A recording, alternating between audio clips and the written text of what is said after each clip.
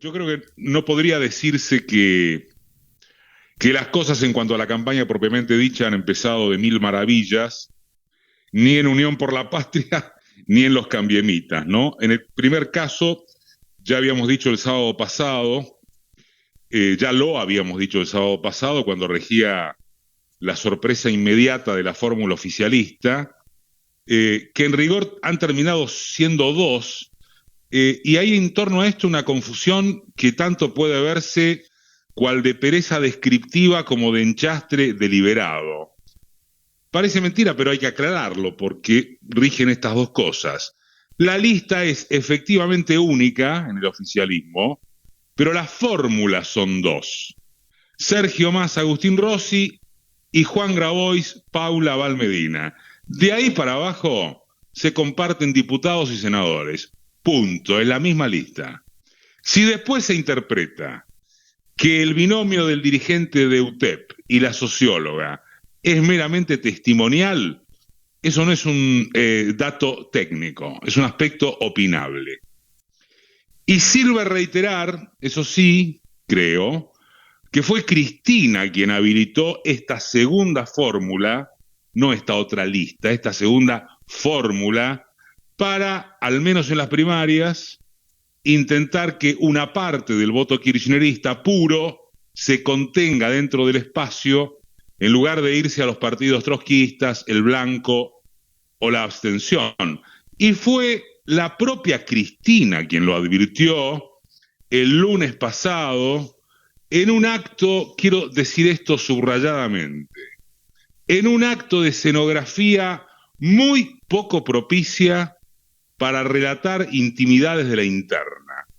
A mí me ha parecido una barbaridad que para ese tipo de acto se tenga de fondo un avión que tiraba gente al mar. No sabía si decirlo con esta contundencia, pero en este momento me sale decirlo así. Porque realmente me pareció repulsivo que se haya hecho eso. Bueno, en ese marco, dicho esto, fue la propia Cristina quien dijo que su candidato, que el candidato del espacio, era Guado de Pedro y no Sergio Massa. Y bastó esa confesión, así como alcanzan las de numerosos referentes de Unión por la Patria, sin contar al muy feliz Frente Renovador, para constatar que el cierre de nombres en el oficialismo, en la oposición también, ni que hablar, dejó heridos e incomodidades por doquier. En el caso del oficialismo, sobre todo en la provincia de Buenos Aires. Lo mismo, repito, sucede entre los cambiemitas, por supuesto, pero con la consabida salvedad de que allí no hay discusión, excepto competir por quien tiene la derecha más larga, de lo cual también hablamos hace 7 días, o en verdad venimos hablando hace largo rato. En todo caso, si es por hurgar en minucias o minucias relativas, lo cómoda que se siente Patricia Bullrich frente a un candidato como Sergio Massa es inversamente proporcional a la seria preocupación en las filas del alcalde Larreta, porque hacia el centro le salió a Larreta un competidor de última hora que no esperaba de ninguna manera. Los conspiranoicos capaces de creer que ya estaba todo al horno y listo para ser servido, atado a lo que en su momento convocó el embajador estadounidense Mark Stanley. ¿Se acuerdan aquello, no? De júntense, pónganse de acuerdo ya mismo. Bueno, deberían comprender los conspiranoicos que no hay un acting permanente, que hay negros, blancos y grises, según las circunstancias, y de hecho, la interna del ex Frente de Todos terminó de cocinarse a apenas horas del cierre. Cambió de un momento para otro. ¿Dónde estaba el acting ahí? No estaba en ningún lado. Sergio Massa ha quedado al comando del gobierno en términos absolutos. En términos absolutos.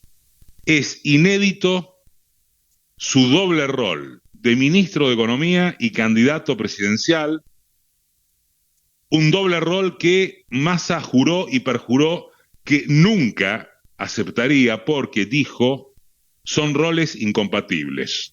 Quedó prescripto y Massa es las dos cosas, ministro y candidato.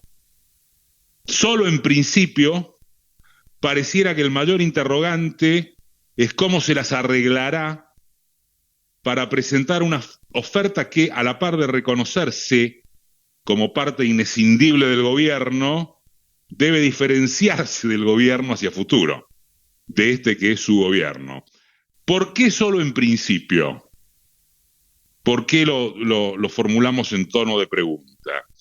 Bueno, porque Massa es muy hábil, tiene una enorme experiencia, es un político profesional acabado y sabe sobradamente cómo llevar adelante una campaña. Y creo que una prueba acabada de esa pericia la tuvimos el martes pasado con su discurso ante los popes de la Cámara Argentina de la Construcción. Fue una prueba acabada tanto en los modos expositivos como en un contenido que supo cargar sobre Macri, el nodo principal y atroz de la deuda junto con la sequía. Un Macri con quien supo estar codo con codo, ¿no? En su momento. Pero más ahora trazó una perspectiva llena de números entendibles y realizaciones de corto, mediano y largo plazo. Pensaba que puede afirmarse que fue una versión ayornada de que estamos condenados al éxito mientras se asimile que él y solo él se considera en condiciones de garantizarlo. El Fondo Monetario dirá, se le ha hecho un pago, de esto obviamente después hablará Heller, creo que no se hace un pago como el que Argentina le ha hecho si no hay mínimamente un acuerdo para ver cómo se sigue, pero está el tema de cuánta devaluación y cuándo van a exigir, y lo dirá también, o ante todo, la derecha corporativa, que no tiene votos, pero sí poder, o mejor expresado, el poder. Y esto no puede saberse por ahora. De nuevo, vamos a ser reiterativos. Si acerca de la inflación se logran descensos de décimas o puntitos, proyectando una imagen de estabilidad, no es seguro, pero sí atendible, que ese poder prefiera al, muchas comillas, entiéndase, muchas comillas, prefiera al peronista conocido que al cambiemita por conocer. Y sobre todo si este último es Bullrich, que hace agua por todos lados cuando se mete con la economía. Ahora bien, ¿acaso no es ese mismo el poder lo que dictamina la marcha de los precios? Justamente, habrá que ver qué prefiere.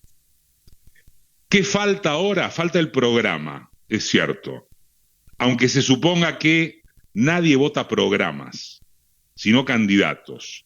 La diferencia con otras veces sería, muy en potencial, que un programa de capitalismo con eje en el mercado interno, distribución más justa de la riqueza, arrimaría que la voluntad puramente K, ¿sí?, se tape la nariz y vote a Massa.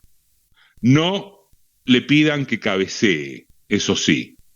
Yo creo que es inviable imaginar que lo que otrora se llamaban las bases vayan a militar a Massa.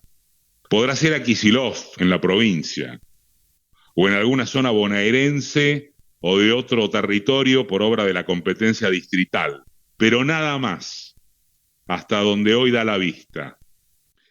Y en esto quiero citar justamente a quien será nuestro invitado de hoy, el investigador Ricardo Alonskint, en su último artículo de la revista digital La Tecla Ñ, cuando dice que en la decisión de ungir a Massa como precandidato a presidente, han entrado en juego la correlación de fuerzas partidarias locales, las características políticas y sociológicas del poder económico local y la asertividad creciente de la potencia norteamericana. Pero también la debilidad del campo nacional y popular.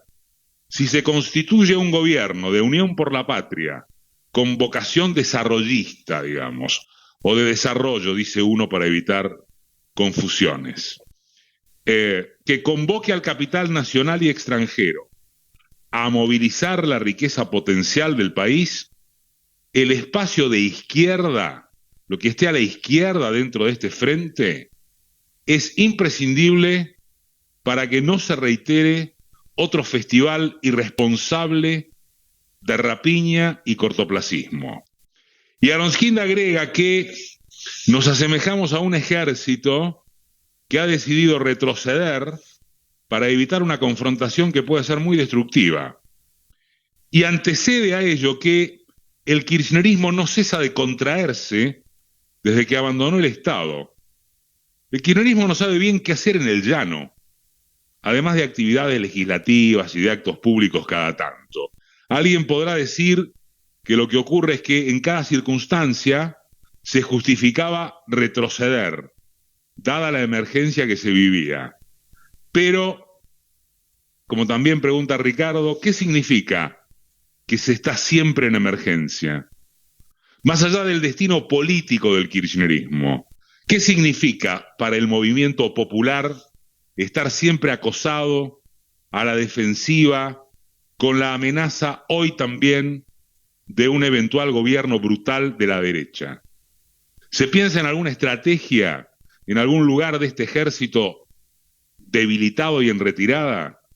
¿O la rutina indica continuar indefinidamente así?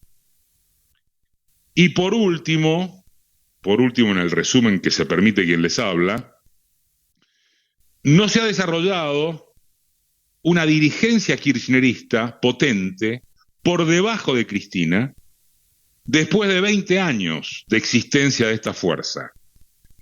Y el caso de Axel Kicillof, un gran cuadro con identidad propia, es tan escaso,